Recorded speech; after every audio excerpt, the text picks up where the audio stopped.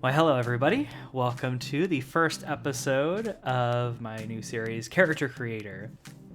I'm Alex, and today, with the help from a patron, I decided to do a mech for everyone. Before I go into the specifics on the mech design itself, I want to discuss a bit about how I organize my thoughts and the process behind it. I've been thinking for a while about what to call it, and I can't decide between anatomy-focused design or design by anatomy, because it's, in my mind, the building of the character is in terms of a skeletal structure, muscle or meat, which holds it together, and then a skin or a outer appeal in some way. And first is the skeleton, which is your framework and structure for putting everything upon. It's helpful to keep that as your silhouette idea, and then you can bulk it up with the meat of your character, but usually you want to keep it within the framework of your reference for that skeleton. In this project, my skeleton was actually the Unit 1 from Evangelion. For it, it's pretty sleek. The arms from the body has a wide amount of dead space between the two. Thin, all the limbs are thin, torso thin. But even though it has these very thin limbs, its neck is actually very weirdly bulky, which I thought was interesting and played into my design a little bit. But still less bulk than a lot of other designs for what I have for my the muscle of my design, which is actually steampunk. So I'm going to take the EVA unit's framework and apply this steampunk aesthetic and the details that are usually known for in steampunk: clockwork, rivets, hydraulics, steam engines, pipes, stuff like that. Then lastly is going to be the skin, quote unquote, of our design, which has very little to do with the actual final plating, though you could take a step beyond what I'm gonna do in here. And the general idea I have for the skin of the design anatomy, which is to take a feature from a thing outside of your two other sources. Basically, you don't have to have any particular source for this. I took a specific source for reference for this video, but it should be whatever you want it to be, just as long as it's something you're really interested in and you think it could be a good focal point for your design. So in this case, I actually take the helmet from the main character for Goblin Slayer, I think it is. I actually haven't seen this one, but I've seen the helmet on different images and whatnot for promoting Goblin Slayer. So I had a good idea for the skeleton structure I showed earlier and the meat of the steampunk to then focus on my skin structure, like what I was going to do with that detail I really wanted. So I first started and got that faceplate. It's actually for, seeing through, but the way I envisioned those little notches, the holes through it, looked to me like teeth. And that was part of the first step in my process of thinking out a mech design, is these teeth, trying to put them together and how they fit, what kind of feeling.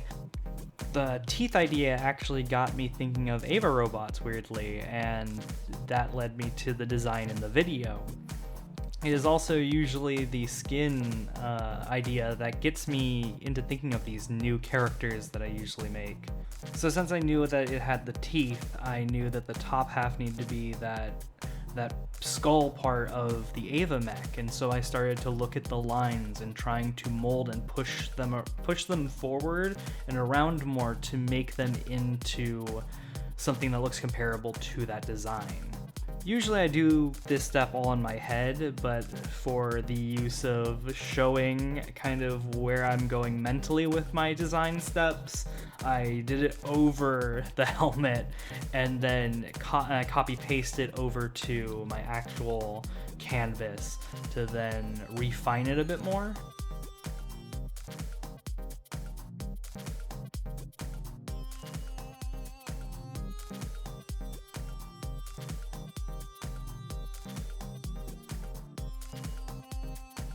So from the point after the helmet molding, I actually speed up the video a bit if you noticed, and I actually go in more and detail up and add the meat of the steampunk aesthetic, so gears and hydraulics and stuff like that, especially for places that are just empty space, like trying to, for at least the helmet, because it's supposed to have more detail at the focal point. So I add in those kinds of things where they apply and try to make them function in a way that makes sense. The one place I try to apply this and then go back on is there's a gear on the top of the head I put in place of the fin, because I thought it would give it more of that aesthetic. It would make it feel more like machine and clockwork, but in the end it also goes against the idea of having a sleek robot, even though it is steampunk and like gonna have that kind of bulk to it. In these kinds of places where it is about mostly aesthetic, like there is no definite need for that gear, it makes more sense to be on the edge of streamline over the bulk of steampunk. You could argue to put in the gear, but that would change how you're gonna think about going into the design for these kinds of areas for the rest of the robot. And how I wanted to make my mech was still in that same silhouette and same purpose for that robot, being it was fast and could get places quickly.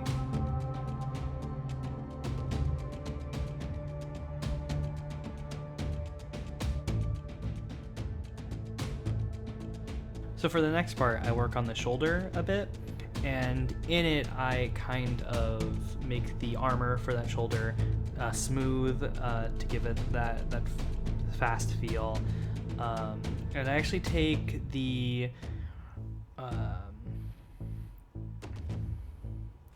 looking at the fins for the Ava unit, I take that and kind of mold it into something more practical and useful for a steampunk mech, and use it to make the vents for our eventual steam engine, because our meat demands it.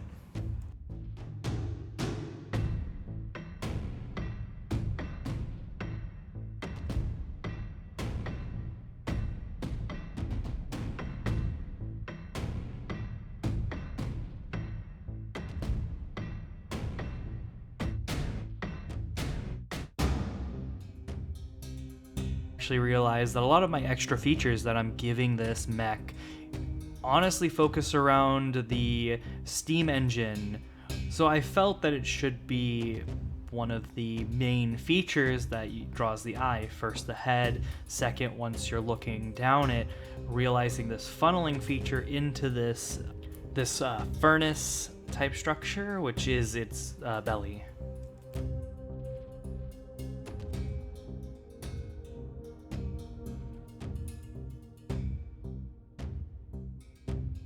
Now that I have a little bit of buildup on the body, I, for whatever reason, decide to also figure out how all these things are working from a different angle. So I do it by the side view for a bit and work on that and just keep tweaking, give the details for the steampunk feel I'm trying to do.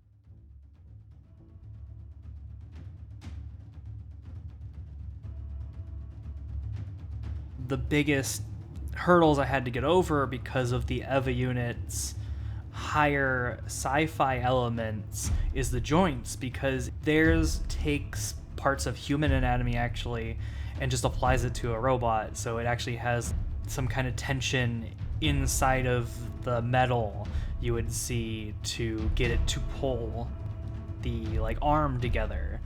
And I had to think about ways that hydraulics and the ways that lower technology would actually be able to pull together this mechanical movement, other than just, looking at an EVA unit and being like, it just kind of moves. Let's just make it move because it needs to move. Instead, actually applying the parts you would have in the setting.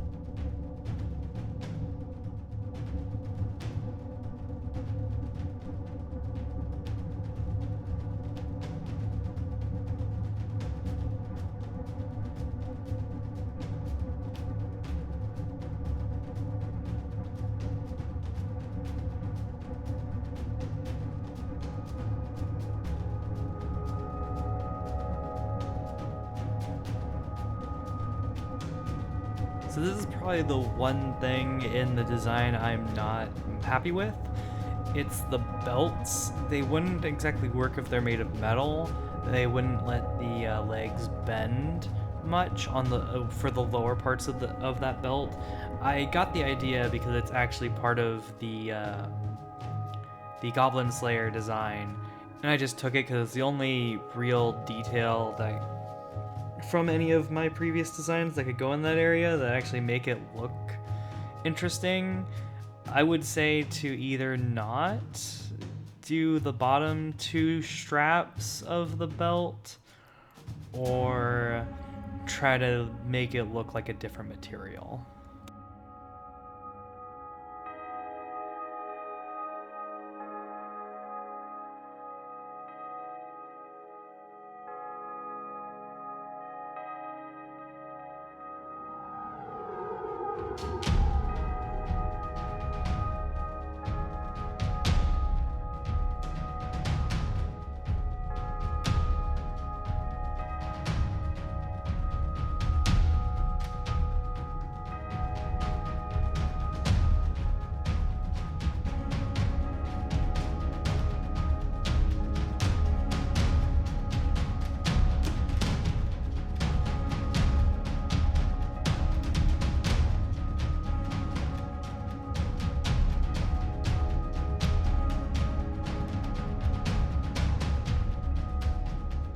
So with the next part, I had the idea, which I thought was really neat, of having mini engines also stored in the legs and needing to have the extra exhaust pipes coming out. But really, just with those pipes there, it doesn't really read too well, and I feel I need to expand upon it more to really give it the feeling of extra speed I wanted to give it.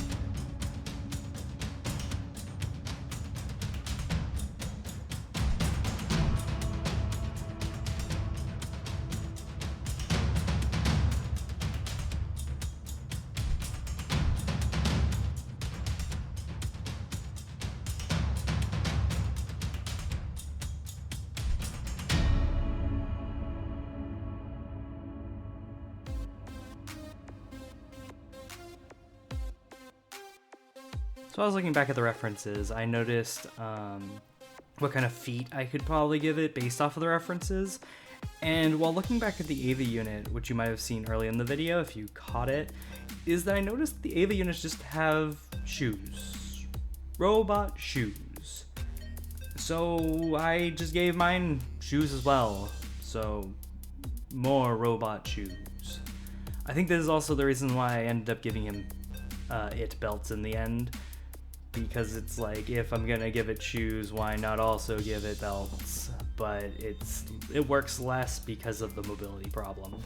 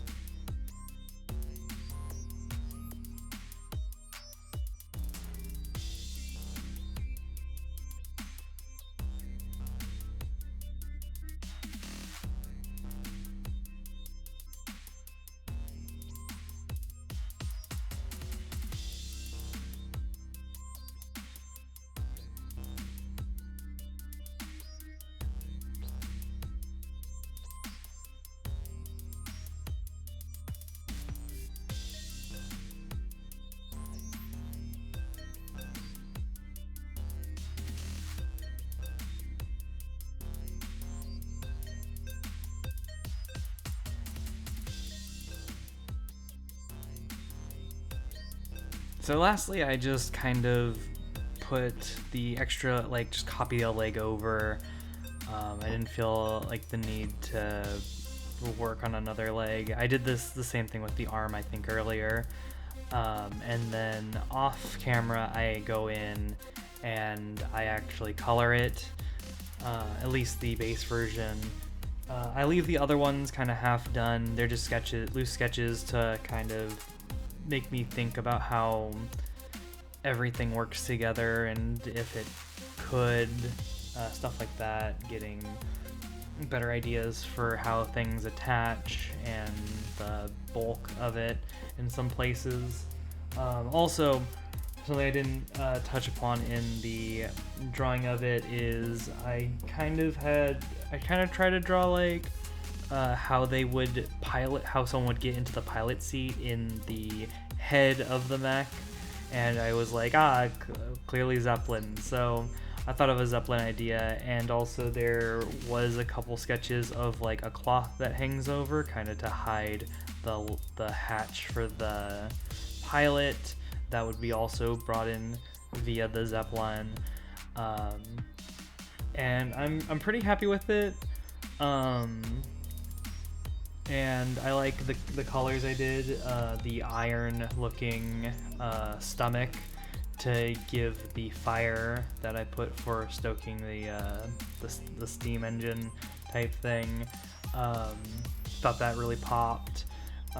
Gave it some extra vents. The smoke I did for the final should be lighter, but I was just like, this is also fine. So. But anyways, that wraps up my first video for Character Creator. I hope you enjoyed the episode. I hope it was decently informative and maybe helpful for you in your character design stuff. Alright, thank you, and I will see you next time, which will probably be in a month. So, bye-bye!